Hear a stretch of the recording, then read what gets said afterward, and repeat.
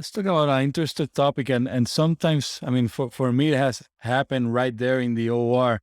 Those patients that have a hypermobile glands, and you see that SST deformity, the condor. If you didn't know about this prior to the surgery, would you do any corrected at the moment and just tell them, hey, I had to do another incision? It's very tricky.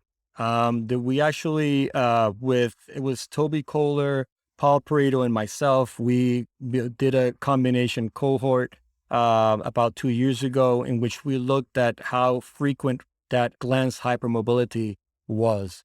Again, we were three experts combining data. We knew that we were dilating to the max. And sometimes you will still have these guys, just like you're saying, that they still have these hypermobile glands. And then we looked at, should we be fixing these at the time of surgery, or should we just observe them? And the true answer to that is like, it really depends on the surgeon. I am one that it really depends on how bad it is. If it's mild, and we actually even put it that we had like a grading system on how bad that hypermobile glans was. If it's mild, sometimes I would just leave it, because sometimes they do well and they're not, they're not going to complain about it.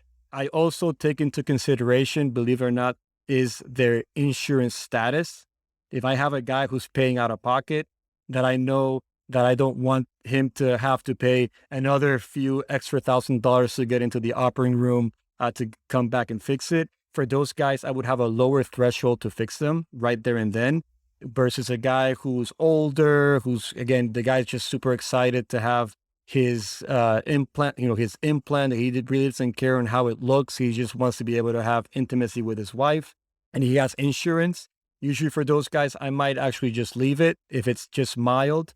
If it's severe, I will definitely fix it. Because again, I would just, explain things like, hey man, just like you're saying, I would just tell them like, hey man, I had to make a second incision and we had to get that, we needed to fix that in order for you to be for you to be happier.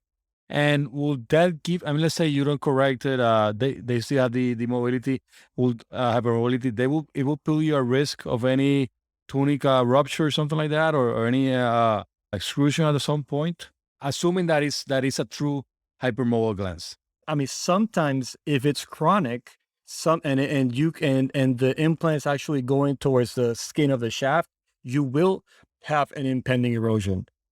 So you have to be aware of those cases. Again, usually those are guys who tend to have a worse hypermobility, right? And sometimes these guys are undersized. I mean, I've seen many guys who come in, to see me. It's like, hey doc, I have the SST deformity. And when I see them, it's like they have like Undersized. 3 centimeters off. And for those guys, again, you want to be able to fix them, because if they start using that implant, it will create an impending erosion. And now that we're actually talking about impending erosions, I'm not sure if we've talked about it, but yes, I mean, I want to talk about this. I'm very passionate about the impending erosions. That was actually my latest research.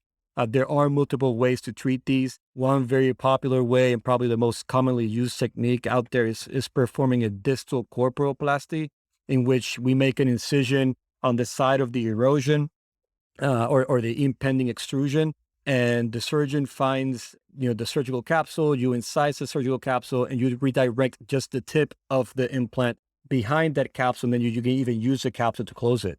Almost 2 years ago, one easier technique, this was published by Eddie Cartman in California, and Rafael Carrion. They published the use of they call it the distal biologic cap, in which they use a pseudoplast or some other cadaveric tissue, and they place it as if it was like a condom around the tip of the implant. And when you bring that implant all the way through, it will give an extra layer of tissue to prevent that implant from eroding. And what I published earlier this year was the use of the extracapsular or the extracapsular tunneling. So through the proximal corporotomy incision, you can incise a capsule, create a channel behind that surgical capsule, and you basically create a new tunnel for that implant. And the good thing about that, you don't need to use any extra tissue. You don't have to make any alternate incisions distally that could potentially increase your risk of infection.